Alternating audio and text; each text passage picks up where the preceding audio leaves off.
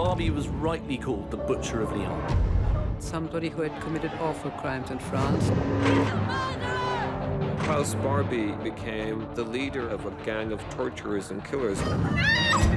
He thought he was untouchable. The Klausfelds are the most successful Nazi hunters of all. I know that I endanger my life. I was nervous very, very much. You have to pay one day for the crimes you committed.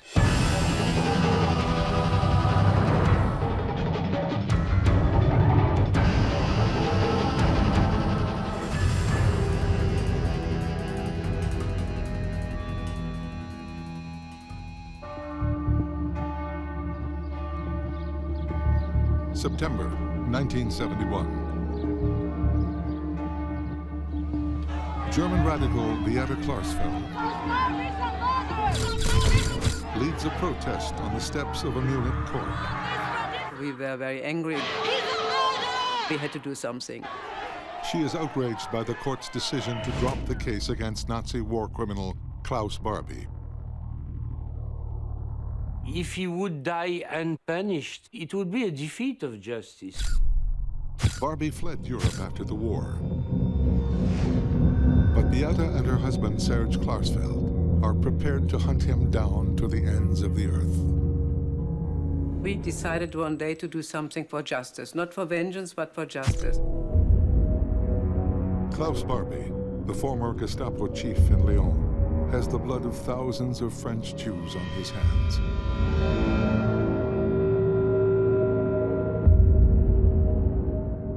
It was known that he was no more in Germany, that he was somewhere else in South America. The prosecutor in Munich, he said, you know, there's no way to pursue Barbie. We have not the proof. We hope that with the demonstration, the prosecutor would change his mind. Beate encourages relatives of Barbie's victims to join the protest. Madame Benguigui, who was mother of 3 boys who were arrested by Klaus Barbie. And she started a hunger strike. And Beate remained close to her and explained to the people what happened exactly. There was an orphanage full of Jewish children in a little village called Isieu, not too far from Lyon.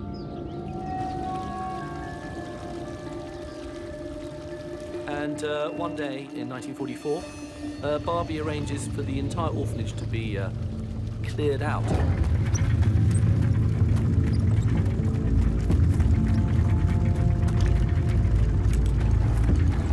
These are just very, very young children. They are sent to the transit camp at Drancy. And from there, they're dispatched to Auschwitz. Madame Benguigui never saw her boys again.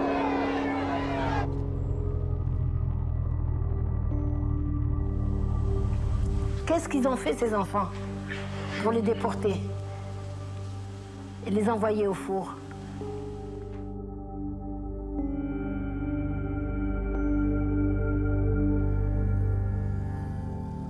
Barbie, on April 7, 1944, signed a telex telling that the children orphanage was liquidated by the Gestapo and that 44 children were arrested and deported. The case against Barbie has been dropped for lack of evidence. The prosecutor can't prove that Barbie knew he was sending the children to their deaths. But Beate claims to have incriminating new evidence. And the German television arrived also, and when the general prosecutor saw that, he decided to have Beate and Madame Benguigui to come in his office. And he said, Mrs. Klarsfeld, what do you want? I said, I had papers to prove the crimes Klaus Barbie committed. She presents a report on a witness in Lyon who once heard Barbie say deported Jews would be killed. So the general prosecutor told to Beate, find the direct witness who heard that, and I will reopen the case. When Beate asks for the prosecutor's promise in writing, he says no. His secretary has gone home. I said, I will write your promise. He had a typewriter in his office, and I said, please tell me what I have to write, and I wrote it, and then he signed, and with this letter, I could go back to France.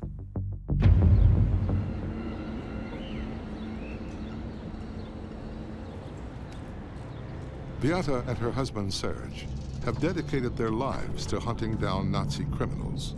They're an extraordinary couple. Serge is French, and his father had been taken away by the Gestapo for being Jewish and had died in the camps. I decided that I did not survive for nothing. Beate was German, she was a German student, and she met Serge literally on the metro. In France, in Paris.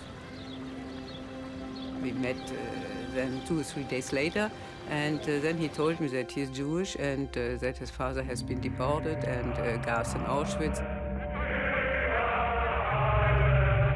And Beate's father, during the war, had fought with the German army. And it took Serge to open her eyes and make her aware of quite how vile and repellent the Nazi regime had been.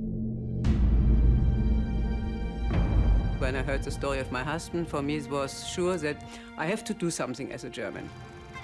We were a young couple, married, not a lot of money. Arno was born, my son. Serge and I said, we cannot say nothing. So we decided to act. After a few months, I found the witness who was an attorney. The lawyer tells Serge he met Klaus Barbie at Gestapo headquarters in Lyon. A group of Jewish prisoners were awaiting execution. And that he intervened and he told to Klaus Barbie, please, I ask you not to kill them, deport them. Barbie replied, deported or shot, it's the same thing. So that was a subjective proof.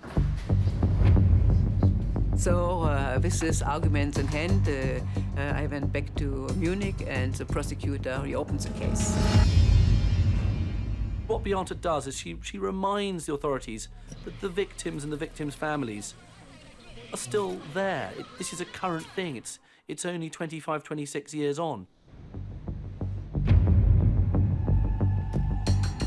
The prosecutor has been won over by the Klarsfeld's arguments. He hands Beate a recent photo of a group of businessmen in Bolivia. One man looks suspiciously like the Butcher of Lyon. The prosecutor said, I give you this photo. You go back to France and you ask survivors to compare, to see this photo and to ask them if they think it's Klaus Barbie. It's an opportunity for me to assume my responsibilities and to fight as a German in order to bring the butcher of their children to justice. The Klarsfeld's hunt for Klaus Barbie has begun. Beate brought the photo to the French police and asked, is it the same man as Klaus Barbie in 1943? This was a very important moment. Two photos, they analyzed, and they told non-officially that it is the same man. Always in our work we had been motivated, sure, but it was with more sorrow and more, I would say, emotion if you think about the killing of the children, The Klarsfelds learn more of Barbie's dark past. Klaus Barbie went to pretty religious school where he flourished, and he thought that actually he might become a priest. But at age 19, Barbie volunteered for the Nazi Party. He rose quickly through the ranks, from the Hitler Youth to the Gestapo. Holland, 1941. Now a lieutenant, Barbie helped round up the country's 140,000 Jews. He was rewarded with an Iron Cross before becoming head of the Gestapo in Lyon, France. It was a crucial city, Lyon, at that time, a hotbed of a lot of French resistance activity. And the Gestapo, in order to counter this resistance, did so with the utmost brutality. And in Klaus Barbie, they had the perfect man to do it. Klaus Barbie is well known as the Butcher of Lyon. He was known for the crimes he committed in France during the war. He was essentially a butcher, and he did just see people as flesh that he could beat around, cut, abuse, inject, do what he liked with.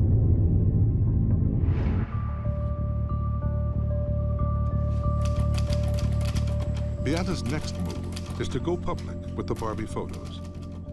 Beata made such a noise in Germany that the photo of Klaus Barbie appeared in all the German newspapers.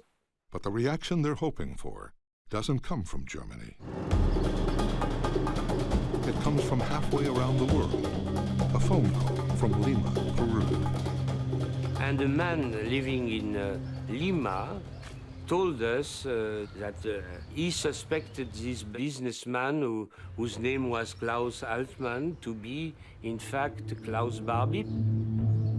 He got a picture of Klaus Altmann, and he sent this photo and saying, you know, this Altmann, certainly Barbie, is living here in Lima. And these photos were analyzed, and he was the same man. So we were sure that Barbie and Altmann were the same. There's no doubt for us, no doubt at all.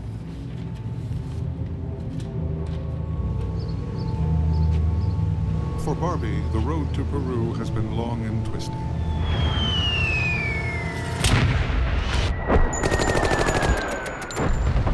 In 1944, with Allied forces closing in, he fled to Germany, desperate to evade capture by the French.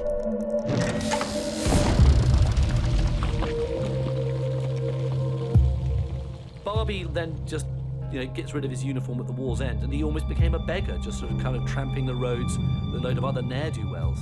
He spent 2 years on the run, but then with the emergence of the Cold War, Barbie's fortunes took a surprising turn. After the war, he was hired by the Americans as an anti-communist agent. They had known that he had this time in Lyon, which was brutal, but it was very much a case of kind of not wanting to know.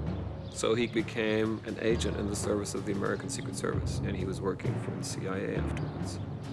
At the beginning of the Cold War, the Americans, the British, the French needed men like Barbie to spy on the Soviets.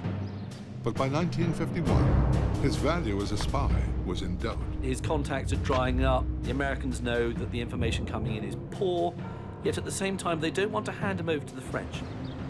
First thing Klaus Barbie is going to say, I've been working for the Americans. That would be deeply embarrassing. So the Americans think, what are we going to do? We can't kill him. We can't give him to the French. We can't just let him lead a normal life. So we're going to have to help him escape. They plugged into the escape network that was working for the rest of the Nazis, and they sent Barbie down that rat line. They issue Barbie with a false name, false papers, and Barbie and his family managed to escape through to Genoa and then on a boat to Latin America. Klaus Barbie probably looked at Bolivia because it was so off the beaten track. Not easy to get there then. And so I think Bolivia was seen as a place where, you could sort of disappear in the woodwork. But even in Bolivia, the former Gestapo chief could not escape his past. When he settled in La Paz in 1951, he would go to the German club, and he had difficulties with a few people. That's when they began to discover that he had tendencies towards National Socialism, and a few members didn't sympathize with him. Now 1971. Money-making schemes that brought him to Lima, Peru. The Klausfeld's mission is to bring the Butcher of Lyon to trial in Europe. It's not difficult to kill, but we don't want to kill. We want a trial. It was important to bring him to justice because he had to pay for his crimes in front of an ordinary court. She decides, right, I've got a young family, doesn't matter, I'm going to get on the plane. I'm not just going to sit in Paris and, issue press releases.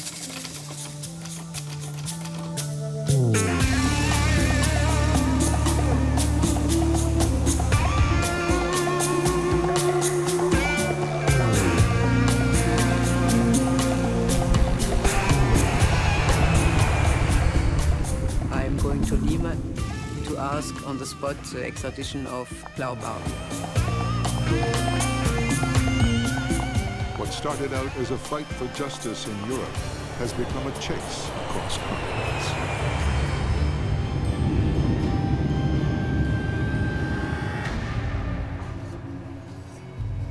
So she flies to Lima, and she arrives in the dead of night. So I'm alone, I have no bodyguards, no secretary.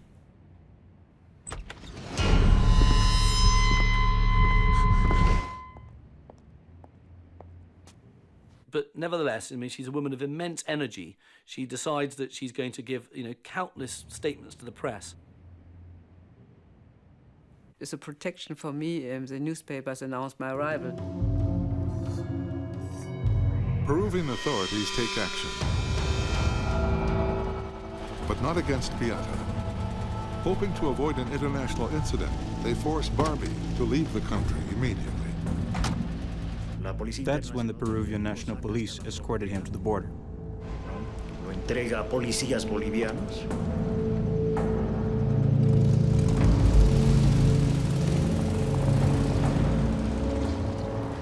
He fled to Bolivia as he was a Bolivian citizen. Because there was no treaty of extradition between Bolivia and France, he came back to Bolivia.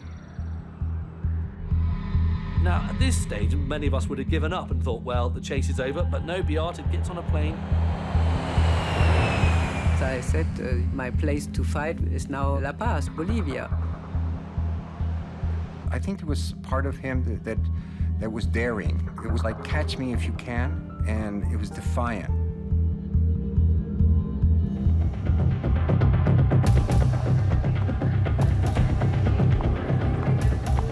My aim was to make public who is this man they're hiding.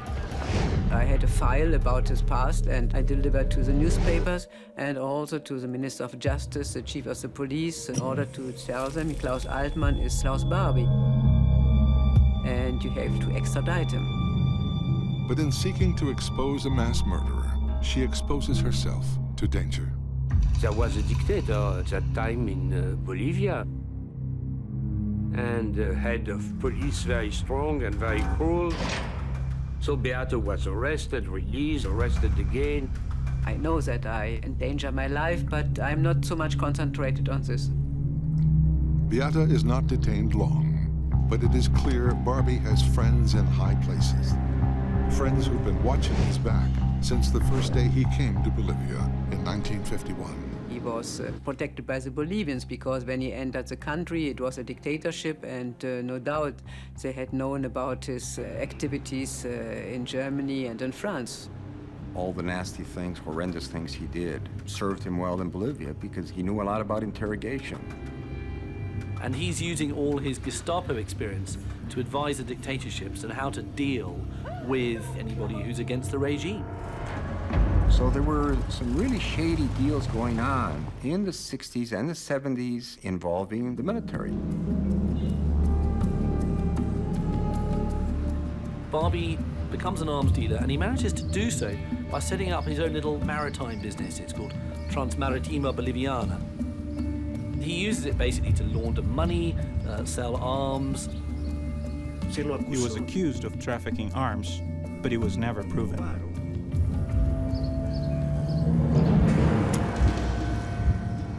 At one point, he is given $10,000 to take some cargo by the Bolivian government, but he never bothers to do anything with the cargo and just pockets the money.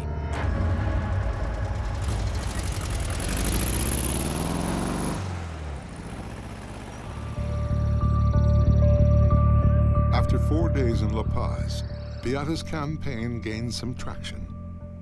Members of the Jewish community and many Bolivians were obviously very, very incensed about the fact that, you know, Bolivia was the home to a former Nazi.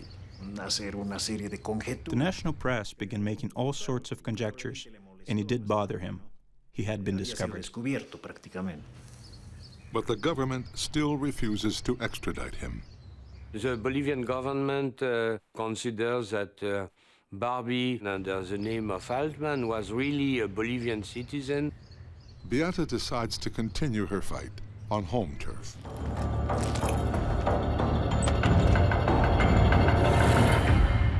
On her way to Paris, she has a stopover in Lima, where government authorities are waiting.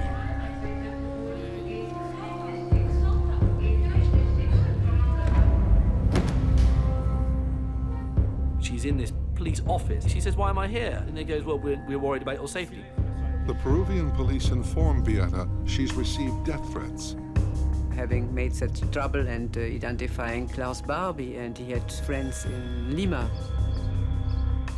Was a friend of Barbie, was an active pro-Nazi. They threatened and saying, you know, we will take vengeance on Mrs. Klarsfeld. I was nervous very, very much. She says, "Well, just give me a gun. I'm perfectly happy to go around, you know, looking after myself." I'm more afraid about not to fulfill my work than physical fear, you know. Police protected me until my return to France.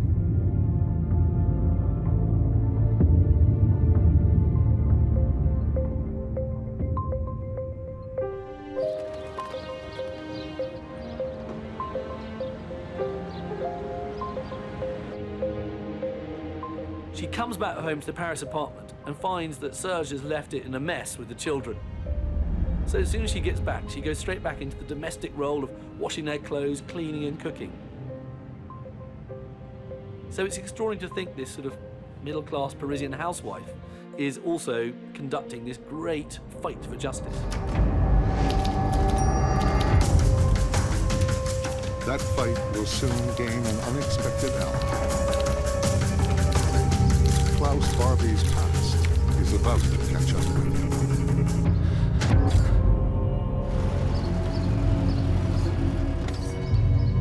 Just 1 week after her media blitz, Beata's bold tactic appears to pay off.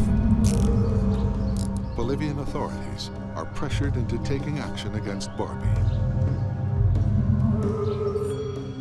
He was arrested by the Bolivian security. The excuse? Government officials claim Barbie has an unpaid debt of $4,000. Now desperate to raise cash, Barbie takes a huge gamble. He grants an interview to French TV for $2,000. He speaks in German. I am not Klaus Barbie. Ich bin nicht Barbie, wie ich schon gesagt habe. Ich bin Klaus Altmann. I have never tortured, and I don't know about Klaus Barbie. I hadn't been in Lyon. And at one moment he asked him a question in French. Je ne sais pas. Vous avez la conscience tranquille. He replied, you know, so was one element more to know that he is Klaus Barbie and he knows French and he had been in Lyon. Barbie was utterly brutal. He would half drown the victims from freezing baths. At one point, he injected some acid into somebody's lungs. One of his favorite little techniques was to shoot people in such a way at the top of a flight of stairs that when he shot them in the back of their head, their dead body would do a perfect somersault. And he would pride himself on getting it just right. I mean, it was his craft, if you like. One day after the Barbie interview airs, Serge Klarsfeld joins a noisy protest in front of the Bolivian embassy in Paris. We had to fight with a great energy to the extreme end of their strength. 2 days later, the French president calls for Barbie's extradition. The Bolivian government told that the reply will be given by the Supreme Court. Determined to influence the court's decision, Beata starts planning a return trip to Bolivia. We had to fight with a South American dictatorship. Meanwhile, in La Paz, Barbie uses his interview fee to pay back part of his government debt, enough to buy his freedom.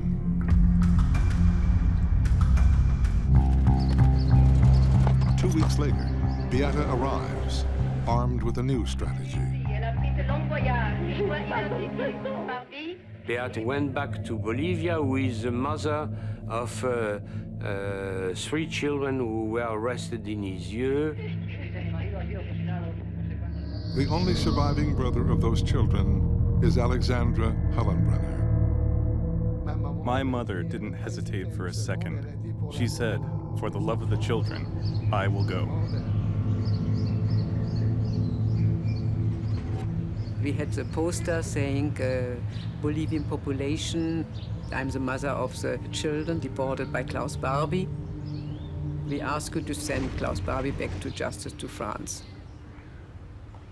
The government said to Beata, "If you speak to the press, we'll put you in prison." Doing that in a military dictatorship takes a lot of guts, and especially in the 70s. You don't want to end up in a prison at that point in that country, but she did. Bolivian authorities are desperate to shut her up, but realizing her arrest could lead to more media attention, they decide to let her go. In the 3 weeks they were there, every day they were on the front page. On every newspaper, they were talking about Beata Klarsfeld and Mrs. Hallenbrenner. On their last day in Bolivia, Beata makes her strongest stand yet. They chained themselves to a bench until nighttime.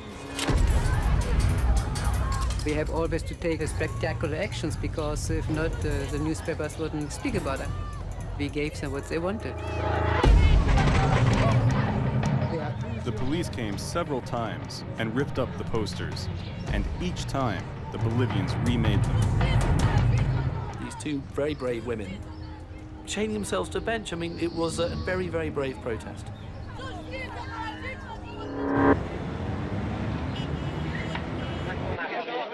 Beata enjoys a warm welcome home, but whether Klaus Barbie is any closer to justice is still in doubt. Il n'y a pas de justice en Bolivie. Le gouvernement tient avec lui. Peut-être le peuple me comprend. Pas le gouvernement. Non.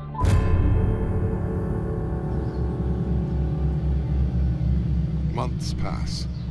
Barbie remains free. The Bolivian Supreme Court still hasn't ruled on France's extradition request. Frustrated by the delay, the Klarsfelds hatch a daring and dangerous new plan. They are going to kidnap Klaus Barbie and smuggle him to France. Serge travels to Santiago, Chile. We wanted justice. He meets with a former revolutionary who once fought alongside Che Guevara. Regis Debray decided to help us in kidnapping Klaus Barbie, first from Bolivia by car, crossing the border to go to Chile. Debray tells Serge he knows just the right people for the job.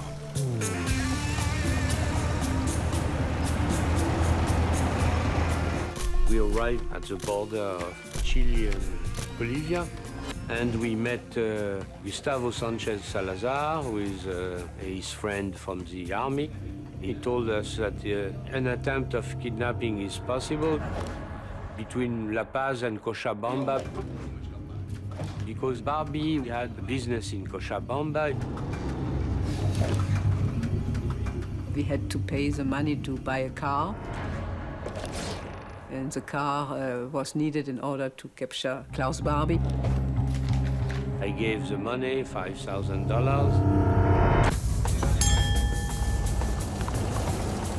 After weeks of planning, the kidnap plot is finally underway. Our friend who took the money and bought the car had an accident with the car.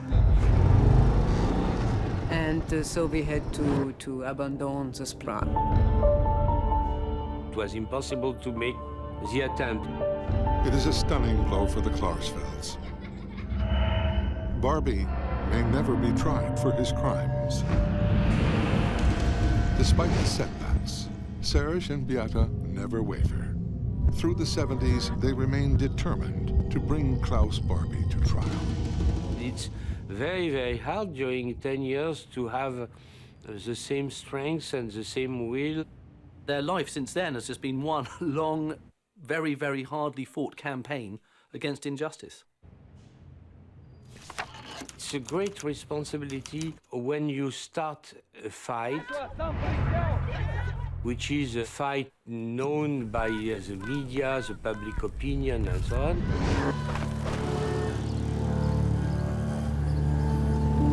August 1981. Klaus Barbie has new hunters on his trail. New York Times photographer Marissa Bell Schumacher and freelance reporter Peter McFerrin. I began investigating the links between the Nazis, the paramilitary, military, and cocaine traffickers. Barbie is now living in Cochabamba, a city 400 kilometers southeast of La Paz. In recent years, he's made himself a key figure in the Bolivian underworld, aiding the cocaine barons who now control the government. Klaus Barbie became the leader of a gang of torturers and killers working for the military dictatorship. And they're called the fiancés of death. Barbie issues them with orders to go and do what they like and basically murder and pillage. Capturing political opponents, torturing them and murdering them for a group of right-wing generals in Bolivia. These were criminals. And Barbie worked with these criminals and opened doors for them. He's like a pig in clover. He's made an honorary colonel, and he starts becoming in charge of suppressing resistance movements in Bolivia. And it's even rumored that Klaus Barbie played a role in the capture and assassination of Che Guevara.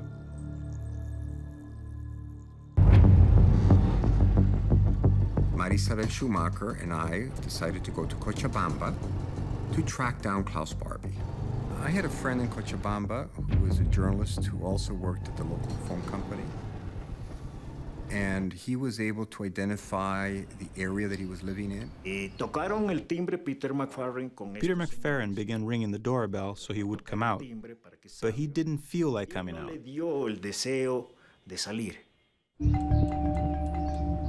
We probably were standing in front of Klaus Barbie or Klaus Altmann's home for about half an hour. You know, knocking on the door, you know, hoping for him to come out. Police are from New York Times. You saw them through the window and realized they were journalists. After a while, Klaus Barbie came to the window. And we told him we'd like to interview him. And it was a matter of seconds later that a couple vans pulled out and people came out with machine guns. The military police arrived, detained them, and confiscated their photos. It was a complete surprise, a shock for us. We were obviously terrified, especially because Marisabel Schumacher was expecting. And they took us to the military headquarters.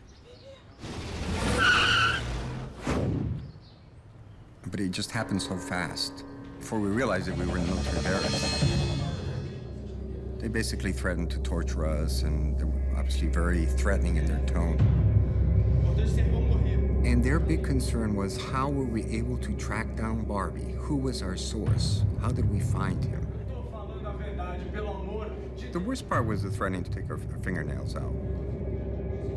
And then I think they soon realized that they made a big mistake arresting two people who were working on this story for the New York Times. So after a few hours we were let go.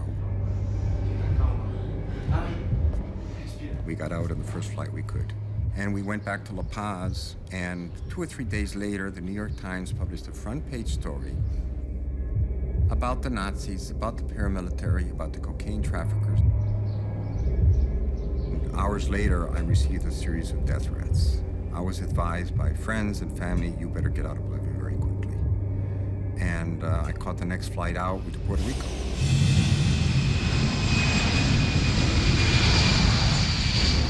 Barbie didn't disappear from Bolivia because he did not believe that he will be arrested. He thought he was untouchable. And he also made sure that he had relationships that allowed him to stay in Bolivia. The fall of 1981 brings political upheaval to Bolivia. A pro-democracy movement forces out the country's authoritarian regime. The president who took over was left of center, Hernán Siles Suazo. And it was clear that he was not going to allow Barbie to continue in Bolivia. When times get liberal, things aren't so good for someone like Klaus Barbie. The Klausfelds realized that it might be possible to try and get either the French or the West Germans to extradite Barbie. The fact that democracy returned to Bolivia was the beginning of his end.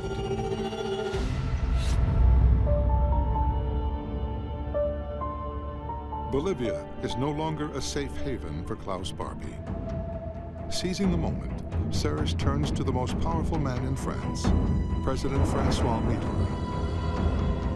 We convinced Mitterrand to support an operation to arrest Barbie and to send him back to France. But to pull it off, they need help from the new democratic Bolivian government. The Bolivians realize actually they've got something they can pick Barbie up on. He owes them $10,000 for not shipping these supplies that he was meant to have shipped.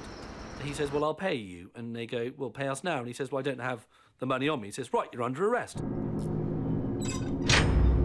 Klaus didn't have that kind of money. He had about $5,000. So he gets sent to prison, and he can't quite believe this has happened.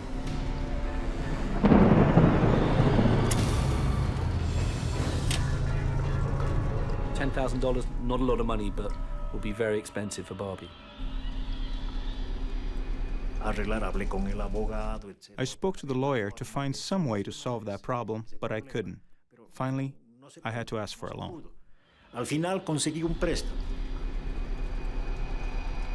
Eventually the money's paid. The Bolivians then say, well, you've paid the money, but you owe us the interest. And he goes, well, we can't get the interest, it's the weekend. Well, too bad, if you can't get us the money, you're gonna have to be kicked out of this country. Barbie knows that they're out to get him. Now, Serge finds that the new Bolivian regime has some familiar faces. Our friend Salazar, who had been exiled in Chile, came back in this new government. Gustavo Sanchez Salazar, head of the Ministry of Security, canceled his Bolivian naturalization because he lied when he arrived on his Nazi past. Like that, he could be expelled from Bolivia. And he thinks it's not a problem, because in some way, like Barbie always does, he'll wriggle out of it, or if he's brought to trial, he'll be able to convince the jury that he's innocent. But Klaus Barbie's long exile in South America is at an end. Officers escort a decoy from the jail, while Barbie is quietly taken out a side entrance. He thinks he's going to Germany, where he assumes he'll get a sympathetic hearing. He's taken to the airport. There's a Bolivian justice minister says to him, what do you think of, all the evil you've done? And Barbie's very non-committal. So he gets on this plane.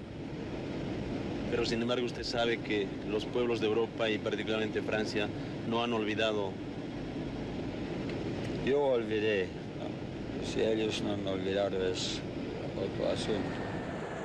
The plane lands, destination unknown for Barbie as yet. And the only voices he heard, they aren't German voices, they're French voices. And it's at that point he realizes that the game is up for him. He is in the land of his enemy now. It's not actually France, it's French Guyana. but it's French territory.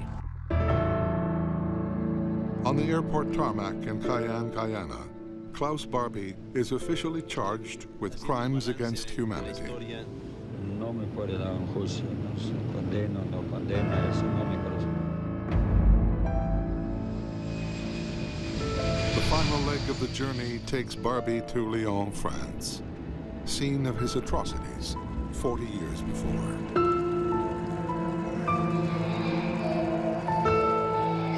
We were at home. They called us to tell that he is in the plane. Tonight, Klaus Barbie was brought back to the French city where he earned the name the Butcher of Lyon. Under heavy guard, Barbie entered Montluc prison, the same prison where 40 years ago, the ex-Gestapo chief is said to have tortured and killed. On television, we saw the arrival when Klaus Barbie entered the place where he had committed the crimes. When he was deported to Lyon in 1983, my mother was happy beyond belief. A police motorcade takes the ex-Gestapo officer to the court. The Barbie trial is one of the key moments in French 20th century history. Klaus Barbie faces multiple counts of crimes against humanity. Among the team of prosecutors is Serge Klarsfeld. We believe that we will be convicted because he was guilty. Barbie once told me they are always going to want to do something, but I'm in the hands of destiny, nothing more.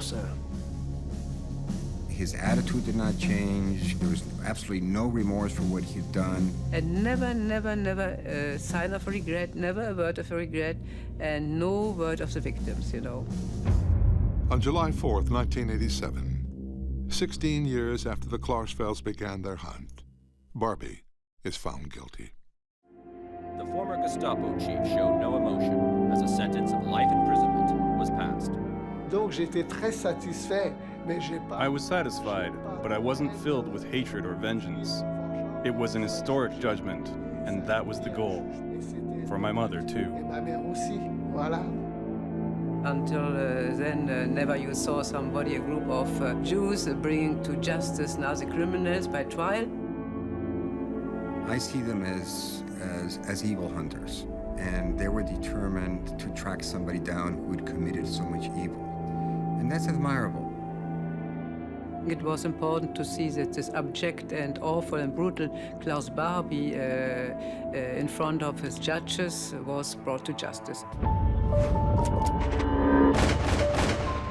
You have to pay one day for the crimes you committed.